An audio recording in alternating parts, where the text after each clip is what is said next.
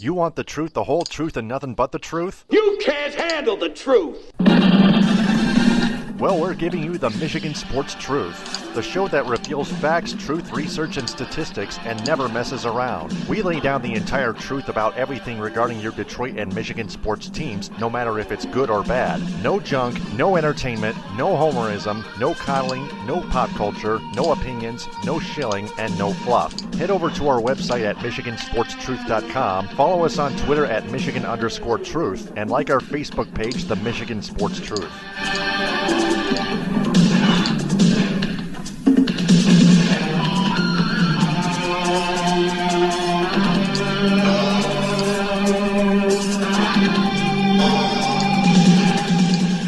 The hosts of the Michigan Sports Truth podcast do not take any suggestions or criticism from any member of its audience on how it should be run. It is up to the host to decide what they want to cover. They also do not intend to be any amount of popular in any way, shape, form, or fashion. Additionally, the views of the audience, right or wrong, do not reflect the actual truth revealed on this program. And welcome to the post-game edition, Tigers and Red Sox.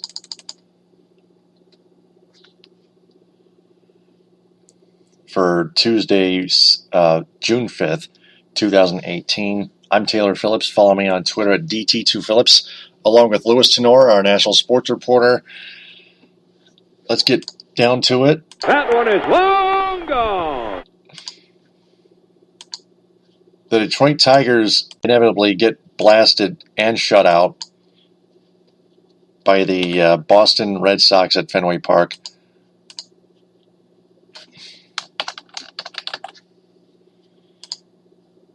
Six nothing.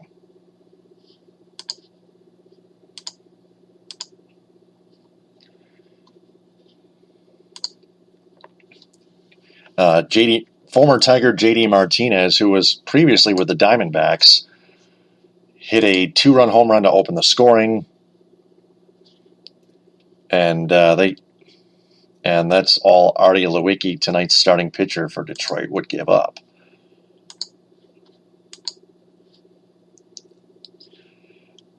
He went 3 2/3 innings, gave up 2 earned runs, and just went a little downhill from there, which is what I expect. The Tigers didn't score a damn run, thankfully.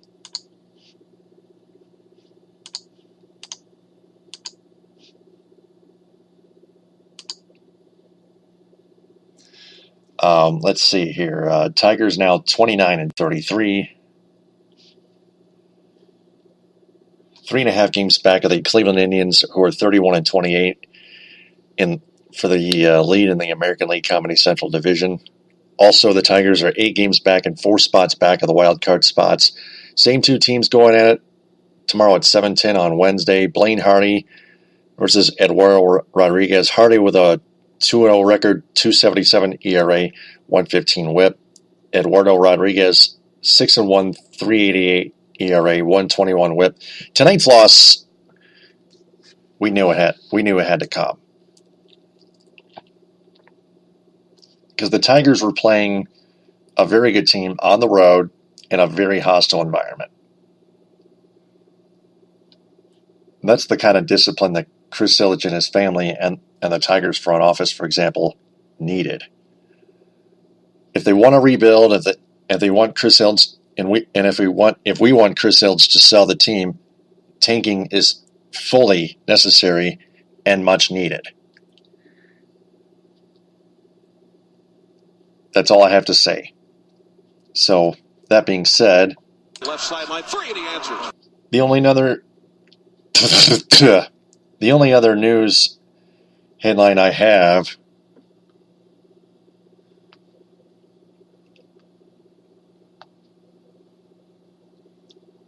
is the Pistons is within the Pistons organization, but it's from Rod Beard on Twitter at DetNewsRodBeard. Rod Beard, the Pistons beat writer for the Detroit News, he's getting more indications that Dwayne Casey is becoming the clubhouse leader, quote unquote,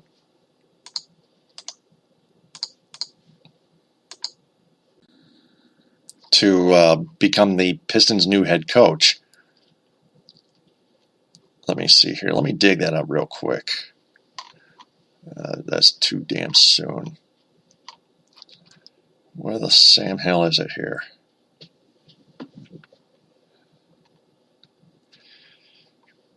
Yep, there it is, the tweet. There's the tweet. He tweets, quote, "I'm getting more and more indications that Dwayne Case is the clubhouse leader to get the Pistons coaching job. Hashtag Michigan fans might get their wish."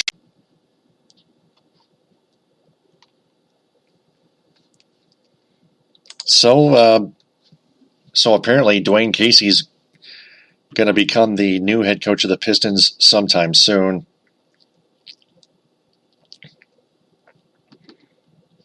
That too is expected and much needed, just like the Casey Mize draft pick last night by the Tigers.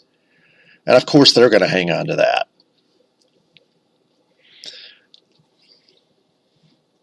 So with that secured, you know what this means. It's now time for the National Sports Report with Louis Tenore. Take it away. All right. We'll start with the baseball scores as usual, and it goes down like this: Yankees over the Blue Jays today, 7-2. Sabathia got the win, and O got the loss. Top 7 right now: the Angels lead the Royals 1-0 with the runner with 1 out and nobody on. Henley is pitching, and Perez is at bat. Perez. Moving right along, in the bottom of the 5th, the Braves are beating up on the Padres now, 8-0. Newcomb is pitching, and Elias is at bat. Bottom 6, the D-backs are leading Giants 2-1. Corbin is pitching, and McCutchen is at bat. McCutchen? Twins over the White Sox 4-2 in Game 1 of the doubleheader. Duffy got the win, Jones got the loss, and Rodney got the save. Fernando Rodney, baby. Nationals over the Rays 4-2. Scherzer got the win, Valdi got the loss, and Doolittle got the save. Dodgers beat the Pirates 5-0. Stripling got the win, and Musgrove got the loss. As we mentioned, the Red Sox over the Tigers 6-0. Wright got the win, and Lewicki got the loss. Indians edged the Brewers 3-2. Kluber got the win. Curry got the loss, and Allen got the save. Excuse me. Rockies over the Reds 9-6. Freeland got the win.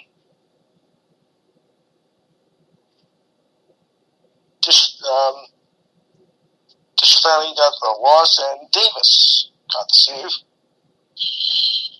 Orioles beat the Mets 2-1 in the bottom of the base. Well, I shouldn't say bottom basement, but in the loser fest.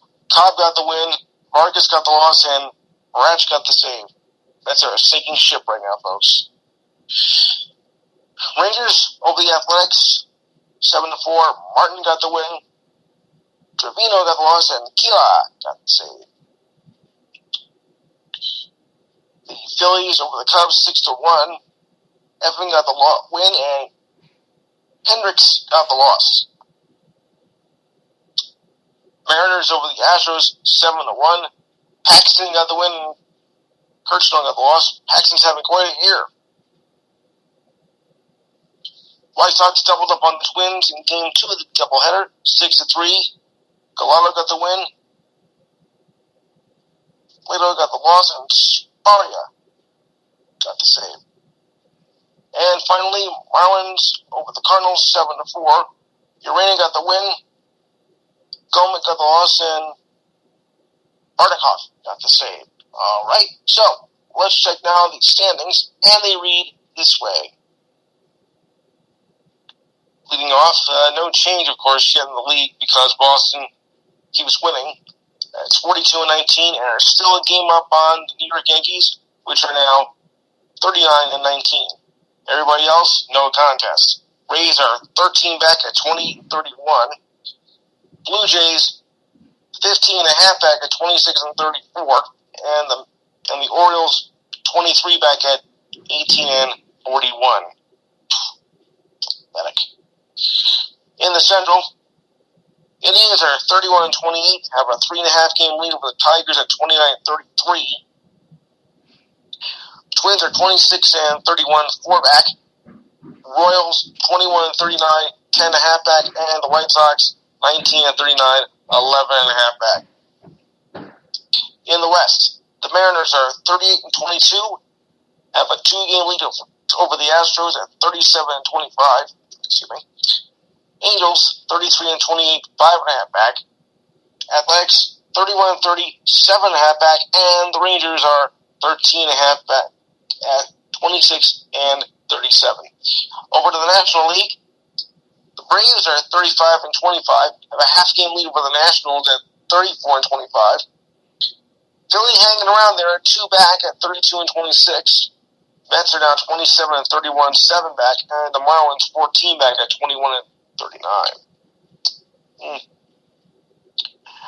In the Central, Brewers are 37-24, have a 2-game lead over the Cubs at 33-24. Cardinals 3.5 back at 32-26. Pirates 30-30 at 6.5 back, and the Reds 16 back at 21-40. In the West, Diamondbacks are 31-28, have a half-game lead over the Rockies at 31-29. Dodgers hanging around at 30-30, only a game and a half back, as well as the Giants, also at 30-30, and the Padres 20-34, 4.5 back. All right, so now let's check tomorrow's schedule. It's Wednesday. I'm sure there's supposed to be a day game or two, so let's find that out right now. Oh, yes, there is.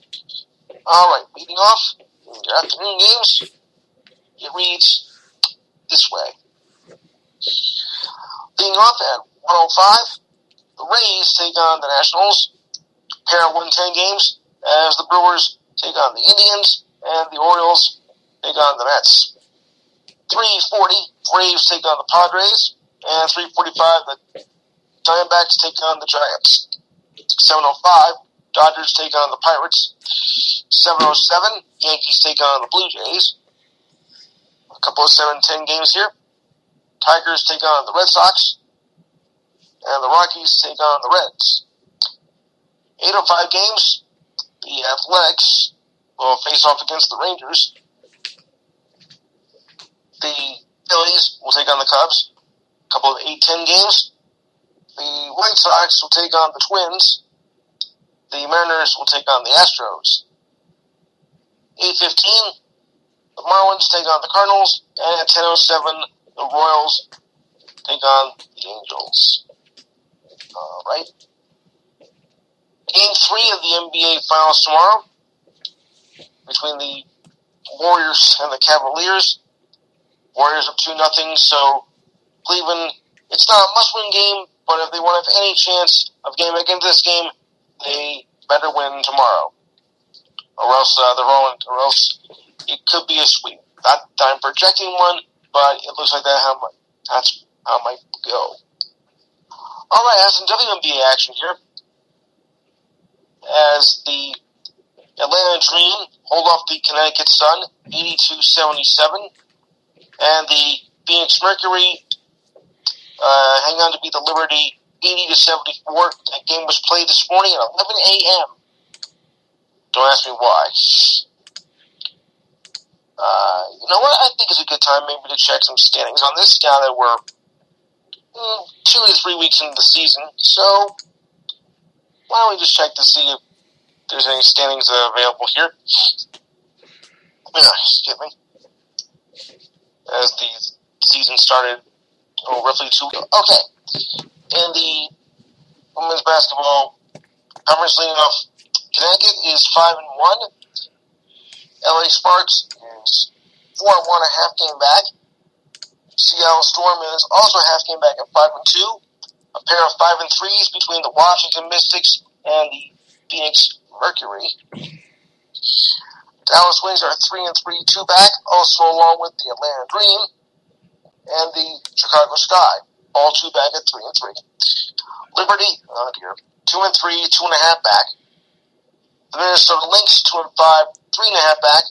The New Vegas Aces, off to a miserable start at 1-5, 4 back. Not surprised. And the Indiana Fever, 0-6, 5 back. Good thing for them, it's early. All right. Just a couple of soccer games to mention tomorrow. This is the U.S. Open Cup. Well, actually, it's quite a few games. They kind of mix up MLS with minor league teams from other leagues. And it runs out like this. Columbus will take on Chicago at 7. Atlanta will take on Charleston at 7:30. Cincinnati will take on Minnesota at 7:30. Other 7:30 games are Miami United versus Orlando. And local battle here, the Red Bulls take on New York FC at 7:30. Nice. 8:30, Houston Dynamo take on Raiders at 8:30. Nashville takes on Colorado at 8:30. San Antonio takes on Dallas at 8:30. 10 o'clock games. The Los Angeles Football Club takes on Fresno. Salt Lake takes on Kansas City. 10:30. The Galaxy take on the Golden State Force. That's right. Golden State has another team. Thank you very much. The Portland Timbers take on the San Jose Earthquakes. And at 11, Sacramento Republic takes on Seattle. I just thought I'd throw that in there. Okay, now for the news items of the day. And read them like this. Alright, leading off. Free agent safety J.J. Wilcox leaves the 49ers without signing plans and joins the Jets instead. That, according to ESPN today. Wilcox, sudden decision has stunned the 49ers. He agreed to a 1-year term and was meeting with the defensive backs coach before they started practice. Sources told ESPN that Wilcox was expected to fly to my home state of New Jersey to sign with the Jets. Sign with the Jets. The Jets return old starters at safety, promising 2-year players Jamal Adams and Marcus May.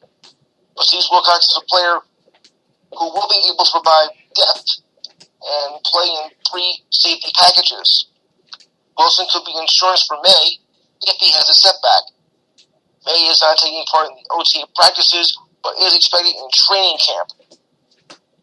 Steelers released Wilcox on April 30th after selecting 2 safeties on the night of the NFL draft. Okay. No matter who wins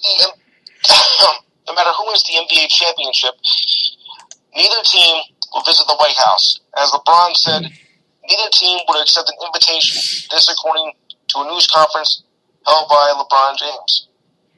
President Trump rescinded the Eagles' invite to the White House yesterday after learning that many of the players would not attend.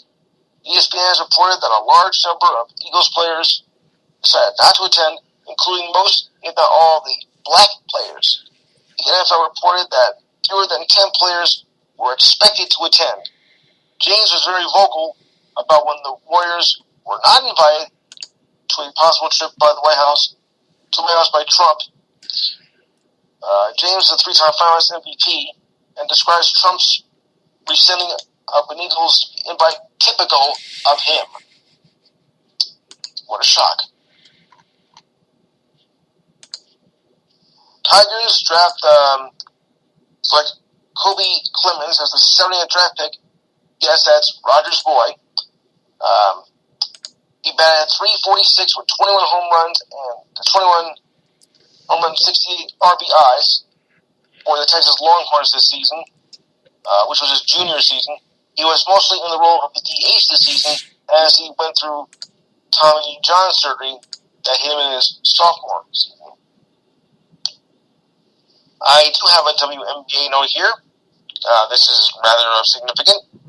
History was made in the WNBA as Phoenix Mercury guard star player Diana Taurasi became the first league player to score 8,000 points. It happened this morning as the Mercury faced the New York Liberty. She entered the game 3 points shy of that milestone and made it with 5:10 to go in the first quarter. She finished with 21 points. That brings her career total 8,018 points.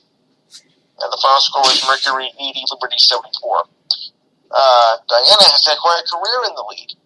She is an 8-time All-Star, the league's all-time scorer, and 3-time champion with the Mercury, and the 2009 MVP.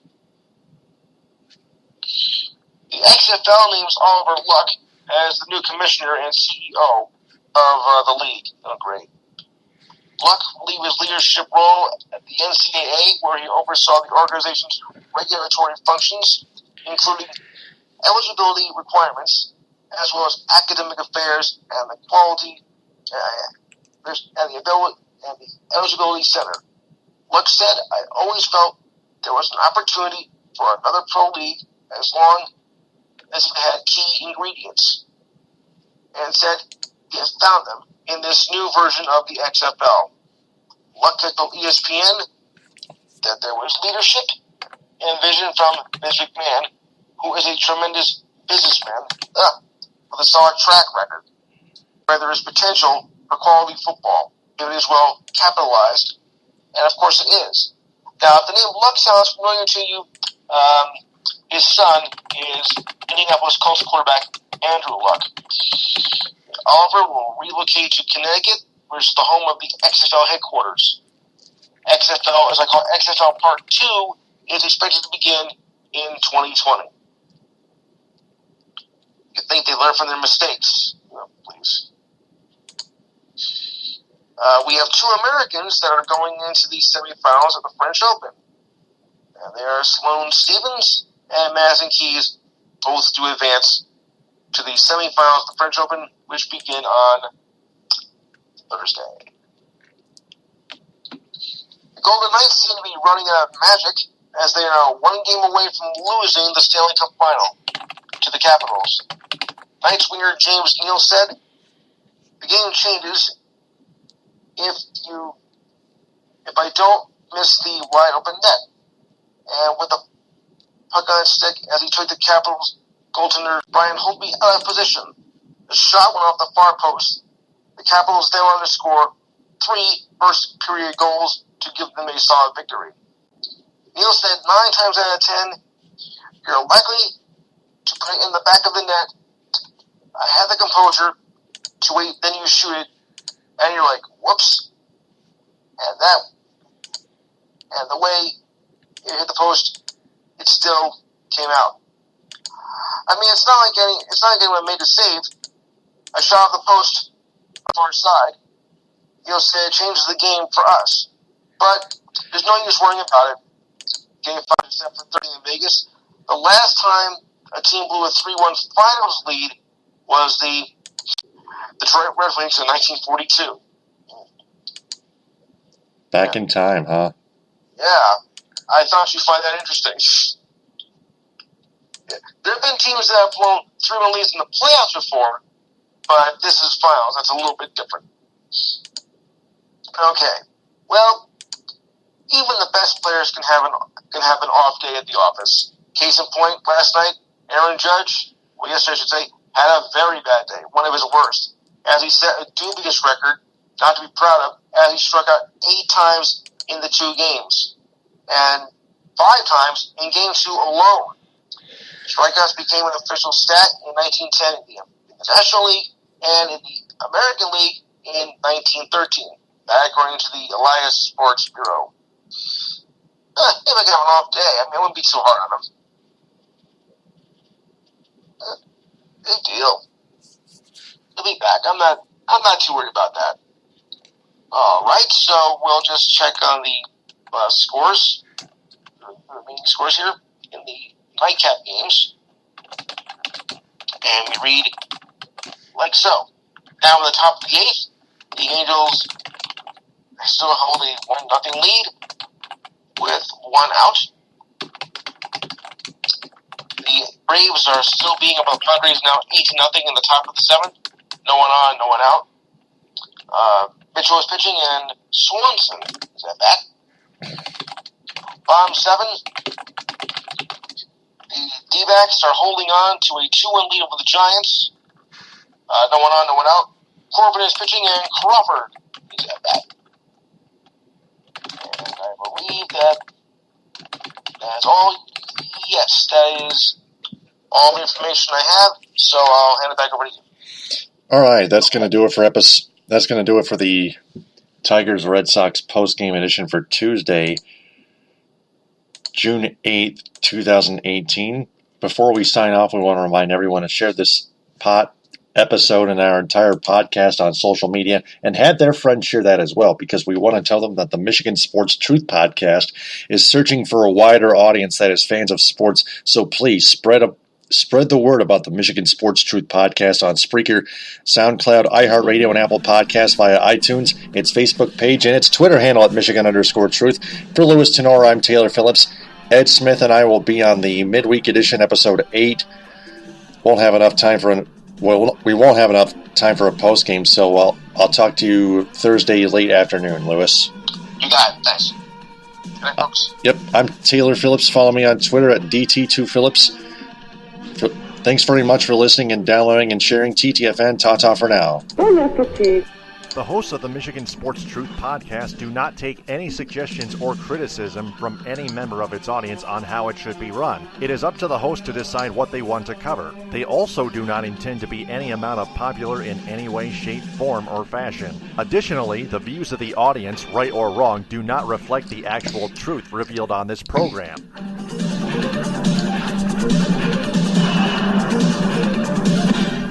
Mission complete.